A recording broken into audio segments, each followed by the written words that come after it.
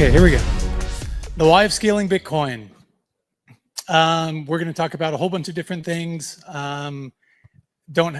This will be a pretty quick keynote. I mean, we're doing about 10 minutes here, so we're going to breeze through, 2-3 years of exciting Bitcoin tech in 10 minutes. So buckle up.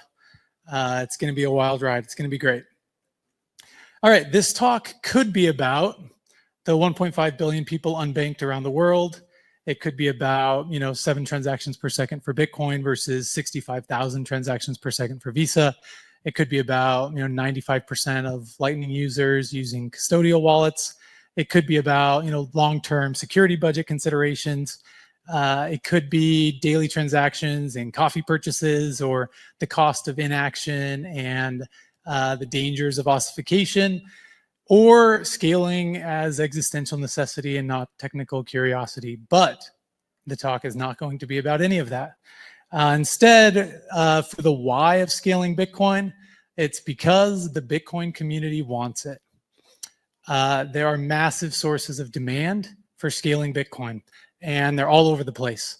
And especially in the last, 2.5 years, we've seen a ton of examples for why the Bitcoin community wants to scale Bitcoin. If you think about Bitcoin as a network, it's not just a network of machines, it's a network of people. And all of us want to scale Bitcoin. So we're going to talk about some of these demand drivers and what provides evidence that we all want to scale Bitcoin.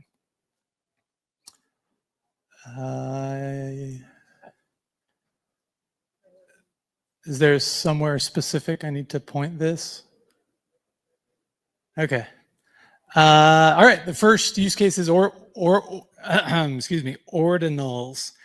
How many ordinals owners do we have in here? How many people holding ordinals? Okay, maybe half of us.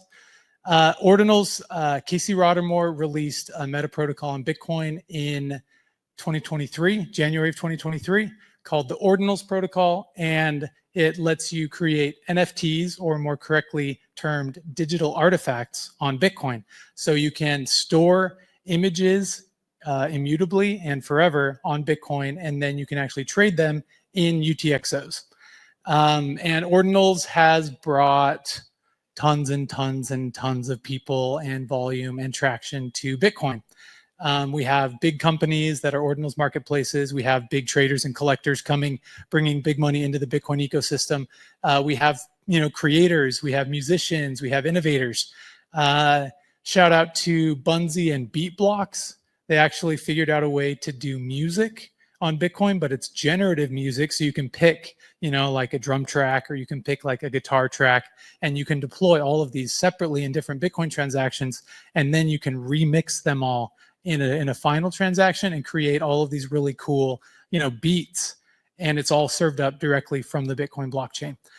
This is like, a really cool, crazy thing that people have done. And, I think creators are continuing to experiment with what we can do with ordinals on Bitcoin.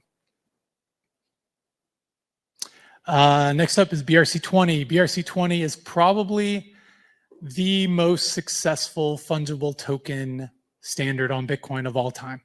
Go back to colored coins, go back to counterparty assets, go back to any asset that has ever lived on Bitcoin.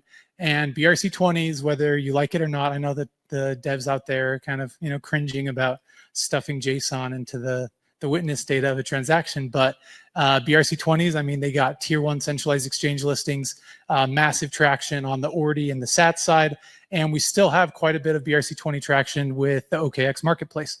And so deploying, trading, minting fungible tokens on Bitcoin, there's clearly massive demand for degens wanting to degen on Bitcoin.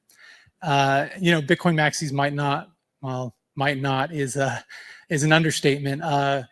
Wouldn't appreciate us putting JSON in the witness data of a transaction, but BRC20s have been absolutely massive in growing the Bitcoin ecosystem.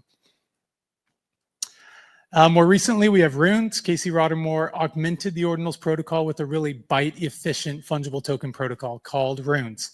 Runes is a meta protocol, so there's an indexer off chain that indexes all of the transactions with Rune transactions. And he did a really, really good job. Like in terms of byte efficiency, Runes is probably the best fungible token standard on Bitcoin. Runes haven't done particularly well historically. You know, the last year or two, it's been down only until recently. I'm still optimistic that we're going to see a lot of traction on the Rune standard because it was just built so well. And I think there's a lot of, you know, continuing development here and progress. Did I accidentally skip one, or was this, okay, yeah, we're good. Okay, opcodes, whether it's CTV or whether it's checksig from stack or whether it's opcat, you know, from the Quantum Cats Taproot Wizards. There's a lot of people working on new proposals, new BIPs to add to Bitcoin. And opcat is, you know, one potential front runner here. There are lots of reasons why cat is good. There are some reasons why, you know, cat is maybe a bit complicated. But I think ossification generally is the enemy here. And I think upgrading Bitcoin is good. Maybe not everyone agrees with this, but I think that there's a lot of good that can happen if we start to bring in some of these new opcodes into Bitcoin, and it helps builders everywhere. You know, if you're a Lightning builder, it's good. If you're building Bitcoin rollups, it's good. If you're building on Ordinals, it's good. If you're building on BRC20 or Runes, it's good. If you're even just a Bitcoin user, you know, increased privacy, etc. I think there's a lot of good happening here, and there's a lot of people pushing for new opcodes. BitVM. BitVM may be one of the greatest papers. If you haven't read the BitVM paper, you should go read it. It's, you know, similar in many ways to the Bitcoin, the original Bitcoin white paper, which if you haven't read that, you should go read that and then go read the BitVM paper. It's just a really great read. It's pretty accessible, even if you don't really, even if you're not that technical, it's still really, really good. There are a lot of really talented teams pushing on trust minimized bridging for Bitcoin. And this is what BitVM enables. I mean, BitVM can do a lot more than that, but the most popular use case that people are pushing for right now is trust minimized bridging. So, you know, there's multi-sigs everywhere, there's threshold signing everywhere, but having one of N or, you know, trust minimized bridging is what a lot of people are pushing for. And so there are a lot of top teams working on, you know, how can we create better Bitcoin bridges. Lightning Network, Taproot assets, state chains. There's a lot of work here. I don't think the Lightning Network is perfect, but it works. It maybe works most of the time.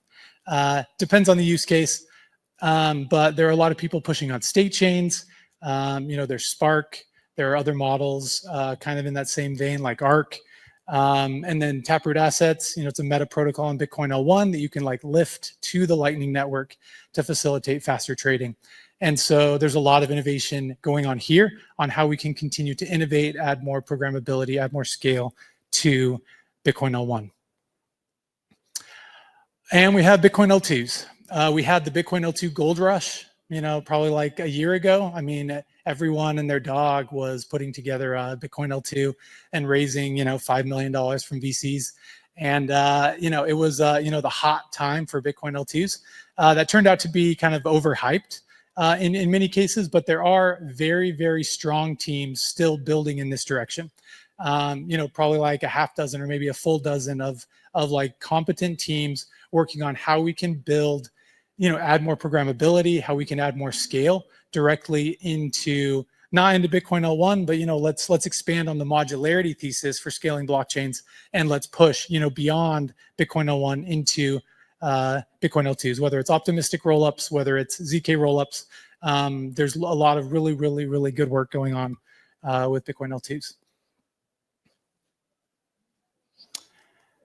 And then we have side chains, spider chains, anchored chains, soft chains, space chains, drive chains. I mean, insert, you know, your favorite word and end it with chain, and you too can create your own version of a Bitcoin layer. And this also just shows demand. I mean, people want to scale Bitcoin. They want to, take the robust, decentralized, permissionless, secure nature of Bitcoin, and we want to scale that and make it more expressible and programmable. And so there are a lot of examples of sidechains getting some traction, spider chains getting some traction, lots of other types of chains that are also, this shows demand, scaling Bitcoin. All right, this was, if anyone disagrees with this, come and talk to me after, and we can fight for hours about the nuances of scale and programmability. But I wanted to show just, generally what's happening in terms of speed and programmability in terms of scaling. So this is just like a brief snapshot. In the very bottom right, we have meta protocols. That's like Ordinals, that's Runes, that's BRC20. You have almost unlimited programmability, but you don't get any speed. You don't get any scaling benefits. Bitcoin 01 with new opcodes sits in the middle there on the bottom. Opcat, CTV, others kind of fit there. Bitcoin 01, bottom and left. Obviously, super decentralized, secure, but limited to Bitcoin script and not very fast. You have, side chains kind of halfway up on the speed side, L2s and rollups, and then Lightning Network, very, very fast, but very limited in terms of programmability. People are trying to pull it over to the right with various strategies, and then state chains. We could debate, state chains and Lightning Network and where the dots go, but I think it's good enough for this illustration. So this is just like a really brief snapshot of, lots of people working, like hundreds of teams working on scaling Bitcoin. I mean, clearly there's massive demand from us as a Bitcoin community, from devs, from people willing to fund these teams. And I think, this is the age of Bitcoin. This is the most exciting time to be a Bitcoiner right now.